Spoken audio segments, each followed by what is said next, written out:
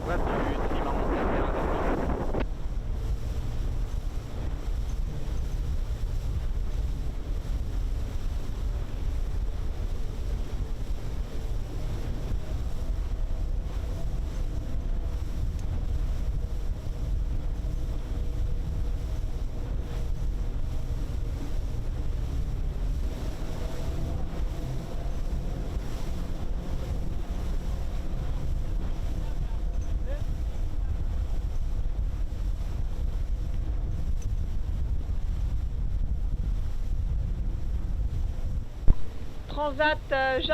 Transat Jacques Vabre Normandie-Le Havre dans la catégorie ultime pour le passage de la ligne du deuxième SVR Lazartigue.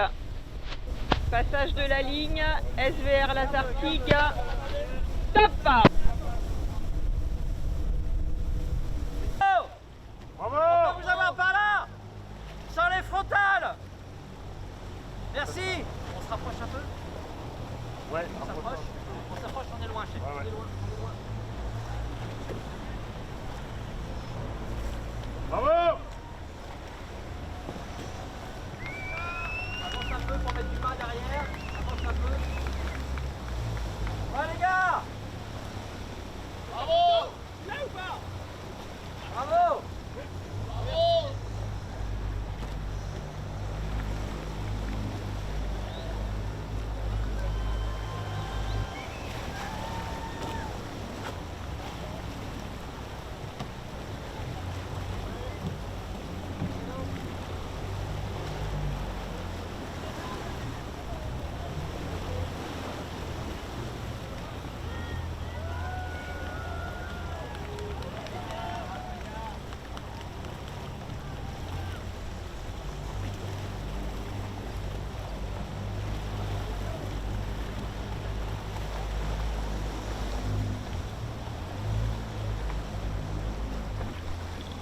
Ah, ouais.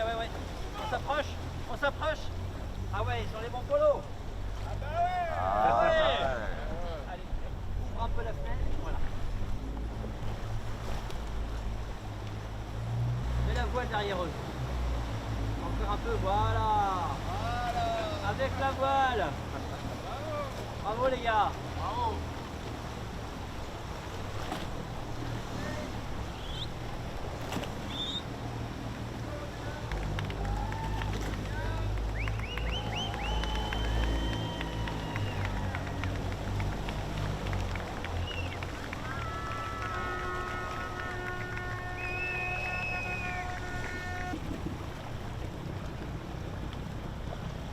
Cédric! À tribord, viens! Le feu d'artifice, bien sûr, pour célébrer l'arrivée.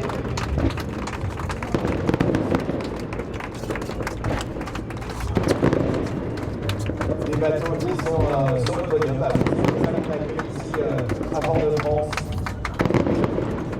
Les concurrents qui arrivent sur le podium, les bateaux dans le regard. C'est parti, 2023.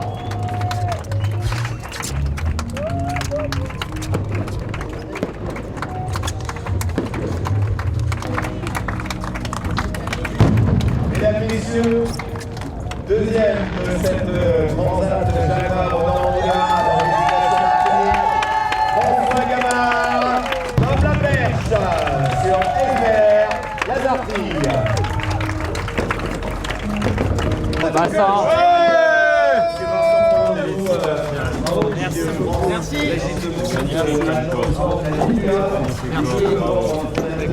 Je crois que c'est pas fait que pour moi.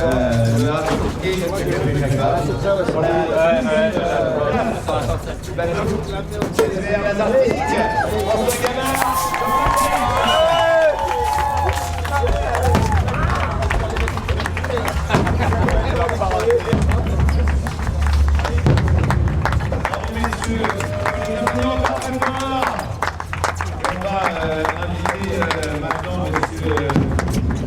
Eh ben, heureux de forcément de terminer cette course, d'arriver de l'autre côté, tracé Atlantique. Un peu déçu quand même, parce qu'on aurait bien aimé gagner. Mais voilà, on est tombé sur plus fort. Bon, Populaire, ils ont super bien navigué. Ils allaient vite, ils allaient très vite au portant. Et donc voilà, il le mérite et il faut qu'on continue à progresser tout simplement. Et la prochaine, j'espère qu'il la gagne. Et puis voilà. Qu'est-ce qui nous a manqué probablement ouais, un peu de vitesse au portant, je pense. Dans l'Alizé là où Populaire allait vite, je pense qu'au frais on allait plutôt très vite. Au portant peut-être un petit peu moins. Je pense pas qu'on ait loupé vraiment des coups tactiques, météo, stratégiques. Je dis pas que tout est parfait, mais grosso modo là, c'était à peu près dans le match. Donc ouais, non, un peu de vitesse. Tu avais dit que tu avais adoré il y a 2 ans cette transat. C'était comment cette fois-ci? Ouais, j'ai toujours dit qu'il y a 2 ans, ça a été une de mes plus belles courses au large. Enfin, une transat Jacques Vabre en multicoque avec François et là, identique quoi. Enfin, on a fait une super course, ça s'est bien passé tous les deux et ça reste. Il y a plein de bons moments en mer. C'était un parcours mine de rien on a passé du temps, on a fait beaucoup de milles et beaucoup de milles à haute vitesse parce que on a fait je pense quasi plein de pointages entre 30 et 35 nœuds de vitesse. Donc les bateaux sont faits pour ça et on s'est vraiment éclaté. Et le match qu'il y a eu avec un niveau des bateaux, 3-4 bateaux vraiment homogènes devant, c'était hyper intense. On était ravis de passer l'île de l'Ascension en tête. Et on savait aussi qu'il restait un sacré morceau, un grand bord de portant comme rarement tu peux faire du portant vent arrière et tirer des bords sur une distance énorme. Quasiment, je crois, 4-5 jours, 3-4 jours, 5 jours. Et là, un peu plus dur à un moment donné en vitesse avec Banque Populaire, mais c'est comme ça, à nous de progresser, mais sinon il y a plein d'autres points positifs. Vous y avez cru ces derniers jours On s'est toujours battu en tout cas pour la gagne jusqu'au bout. C'est sûr que ça fait quoi, 24-48 heures on va dire ouais 24-36 heures qu'il y a sans on va dire fait de course. C'était pas forcément simple de revenir. Ils avaient 150 000 d'avance. Je pense depuis 2 jours et demi. Mais non, on y croit de toute façon jusqu'au bout. On sait qu'il peut se passer plein de choses. Même ce matin, là, en fin de nuit, ils ont eu un grain, une zone nuageuse un peu compliquée. Ils ont ralenti. Enfin bref, ces bateaux qui vont vite. Donc à 35 nœuds, tu fais en 10 heures, tu fais 350 000. Donc ça va vite. Donc on s'est battu pour ça jusqu'au bout.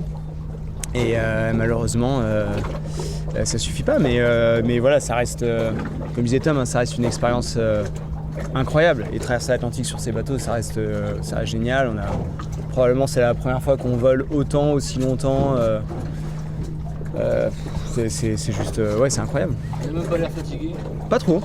Non, c'est vrai en plus. Désolé. Ouais, vous les préférez, on arrive, on est mort. Mais non, mais en fait, au final, il y a eu.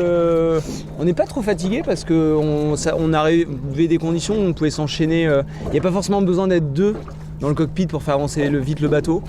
Donc, du coup, on arrivait à tourner assez bien. Je dis pas on est quand même.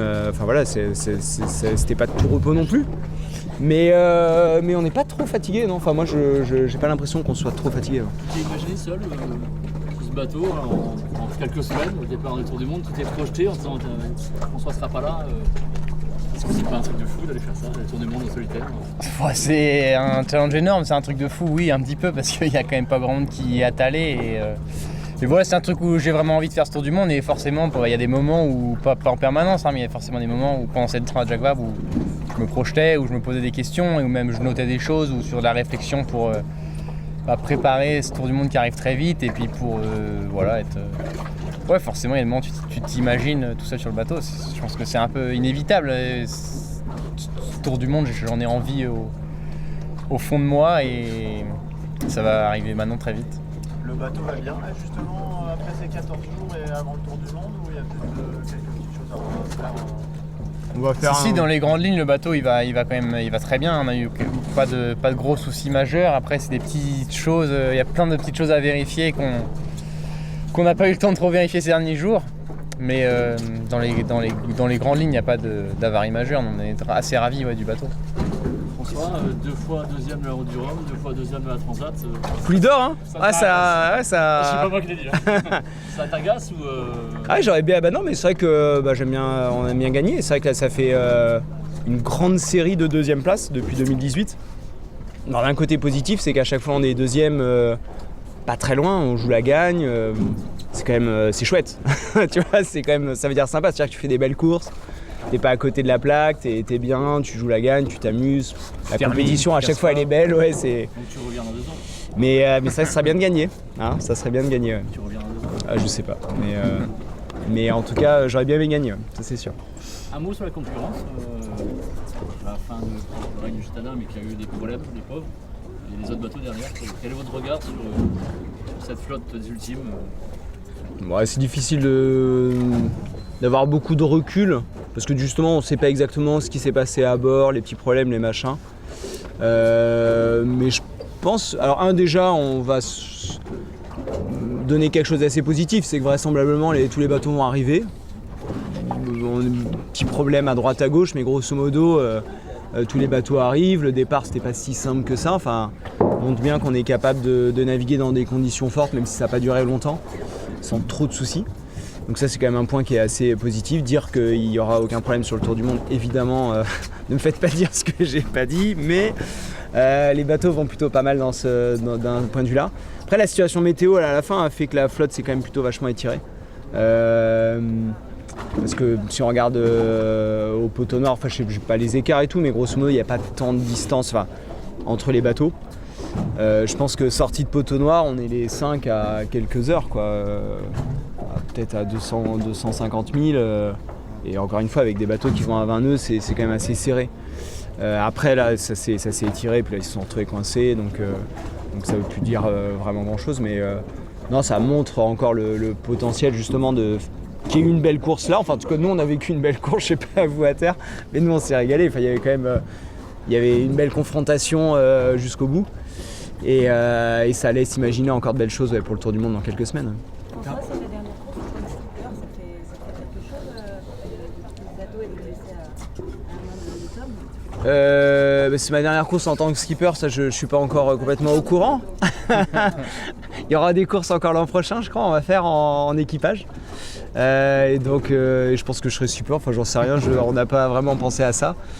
Par contre c'est sûr, c'est que la prochaine course du bateau, je serai pas à bord. Et non, mais ça me fait plaisir parce que je suis content, on en discutait avec Tom, enfin voilà, on sait, ça fait depuis longtemps que la suite c'est le Tour du Monde. Je suis très content, enfin je suis content de voir Tom dans sa façon de faire, dans cette préparation. Je jouerai un rôle à terre et je suis content de prendre cette casquette là aussi. Et j'espère qu'il va gagner par contre. Il met la pression. Tom il est plus que prêt, ouais. Ça fait depuis longtemps qu'il est prêt. Il y en a beaucoup sur le Tour du Monde justement. Qu'est-ce que vous pouvez faire d'ici 2 mois pour combler ce delta là qu'il y a eu? Alors c'est sûr, il y a du portant, il y a aussi du reaching. On n'a pas parlé de ça, pré-portant. Là on a fait rien, on a fait toujours du VMG, pré-portant. Donc statistiquement il y a aussi une bonne partie de reaching où c'est des comportements qui sont assez différents encore. Donc là, en tout cas, la Jacques Vabre ne nous a pas permis de juger des performances des bateaux dans ces conditions, mais je pense qu'on est plutôt rapide.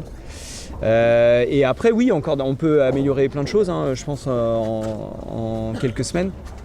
Sur les voiles, on peut améliorer des configs de réglage à retrouver tout. Donc, je pense écoute, sur la. Tu vois, après 24 heures ultimes, là, on avait eu un petit déficit au près, justement, dans 10-15 nœuds. Écoute, tu vois, on était pas si mal que ça. Donc tu vois, enfin, assez rapidement, on peut arriver à trouver des configs, des réglages. Et donc voilà, donc en effet, c'est à nous d'être bons pour essayer d'améliorer ça dans les semaines qui viennent. C'est quoi le programme? Le bateau il rentre, il ramène, chantier, check. Là, on va repartir en mode. Non, je vais ramener le bateau en convoyage. On est en une partie de l'équipe technique.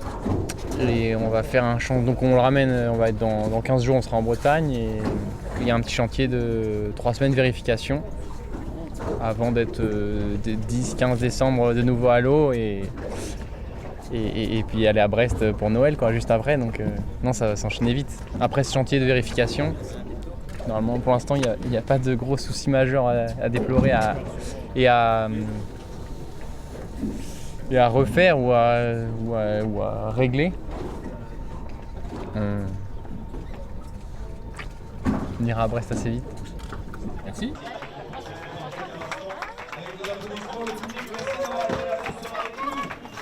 Merci d'être venu accueillir les marins. On continuera cette semaine à accueillir l'ensemble de la flotte. de cette transat Jacques Vabre ILEA, destination Martinique. Voilà, dans quelques instants, les skippers remonteront le long du quai Croisière. Il faut encore les applaudir dans quelques instants.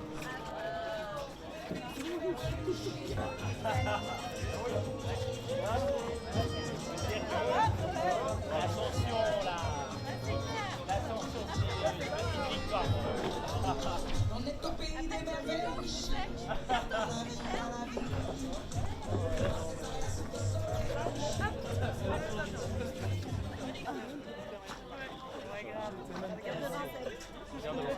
On a tout le monde derrière. Johnny, si tu veux avancer un petit peu, je vais pas te